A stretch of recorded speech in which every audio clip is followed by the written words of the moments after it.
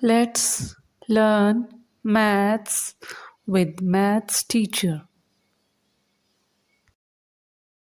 Assalamu alaikum students. I'm your maths teacher. I will teach you maths and I will solve your problems.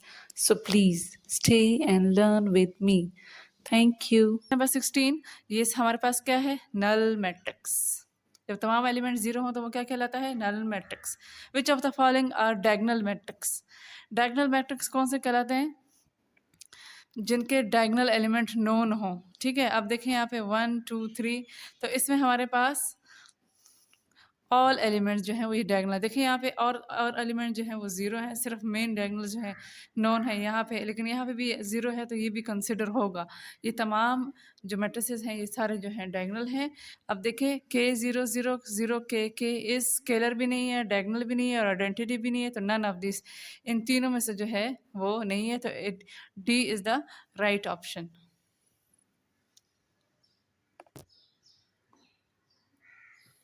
Question number 19.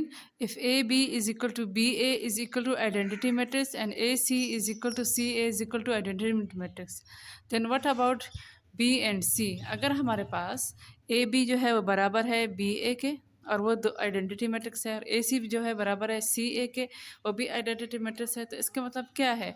B and C are equal.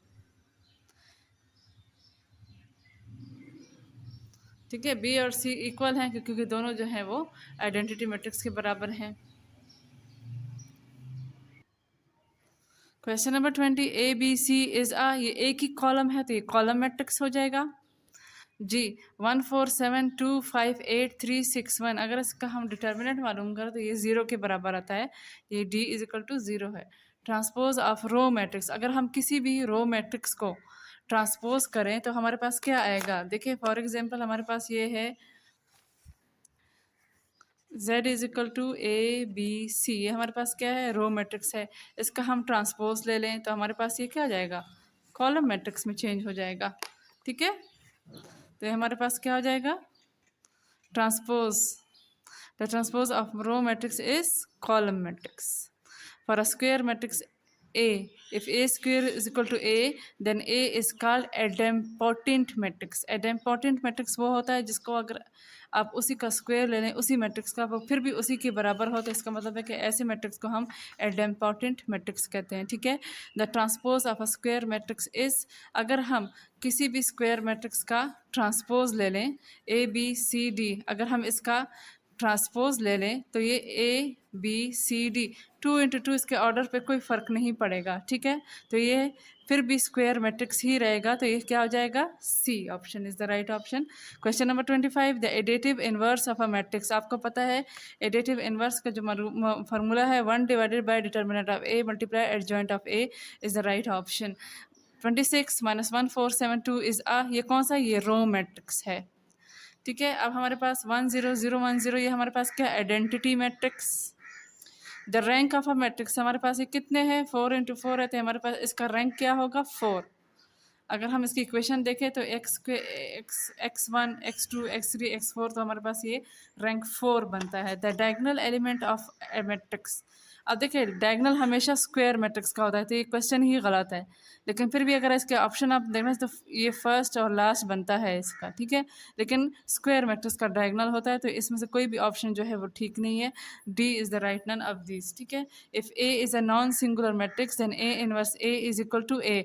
अगर non singular कौन सा होता है? जब determinant of A is equal to zero है. अब ये अगर हम किसी भी ए का इन्वर्स लें और फिर उसका इन्वर्स लें तो हमारे पास वो ए के बराबर आता है. ठीक है, if A is a skew symmetrics then A T is equal to, अब अगर हमारे पास स्क्यू, आपको पता है सिमेट्रिक जो होता है वो A T is equal to A है. स्क्यू सिमेट्रिक हमारे पास क्या होता है? A transpose is equal to minus A. A is a A is the right option. If determinant of A is equal to 0, तो it is called singular matrix. ये क्या कहलाता है? Singular matrix. Question number 33. If x is this is equal to -5 12 3, then x is equal to, तो हमारे पास x क्या होगा? देखिए अगर हम इसको प्रॉपर सॉल्व करें तो हमारे पास इसका आंसर जो है वो आता है बी. ठीक है। इसमें आपने क्या करना है कि इस मैट्रिक्स को डिवाइड की शक्ल में लिखना है और फिर इसको आपने प्रॉपर सॉल्व करना होगा। तो इसका आता है बी आंसर। वो ये बहुत लंबा मेथड है, ये मैंने वीडियोस में कराया हुआ है, आप देख लें। इस तरह के क्वेश्चन एडिशन और सब्ट्रैक्शन मैट्रिसेस में मैंने ये क्वेश्चन जो है करवाए हुए हैं, तो आप चेक कर लीजिएगा। मल्टीप्लिकेशन मैट्रिसेस में भी चेक कर लीजिएगा। 34, अगर हमारे पास A11 प्लस के A13 A12 A13 A21 plus के, तो इसका राइट ऑप्शन क्या होगा हमारे पास? B. B is the right option.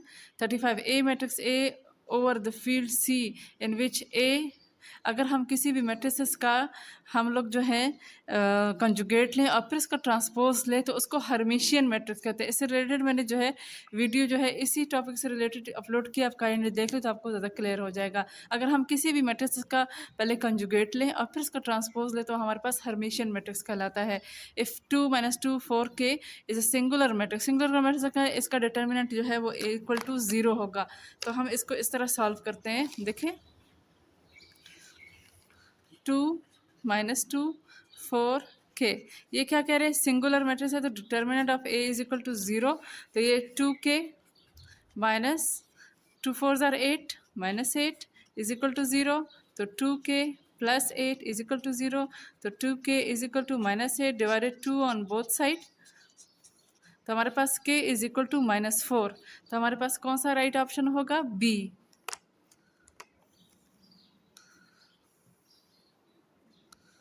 If k - 2 1 5 k plus 2 is equal to 0 then k is equal to, तो इसको भी हम सॉल्व कर लेते हैं। इसको आपने इज इक्वल टू 0 ही है, इसमें तो आपको बताने की ज़रूरत नहीं है। आप लोगों ने इसको सीधा मल्टीप्लाई करना है। डिटर्मिनेंट हम मालूम करते हैं। अब देखें k - 2 k plus 2 minus 5 1s are 5 is equal to 0। आपको पता है a plus b into a minus b क्या हो जाता है? k² -4 -5 is equal to 0। ठीक है, तो -4 - 5 बिकम्स -9। तो k² इज इक्वल टू 9। इस 9 को इधर ले जाएंगे taking under root on both side.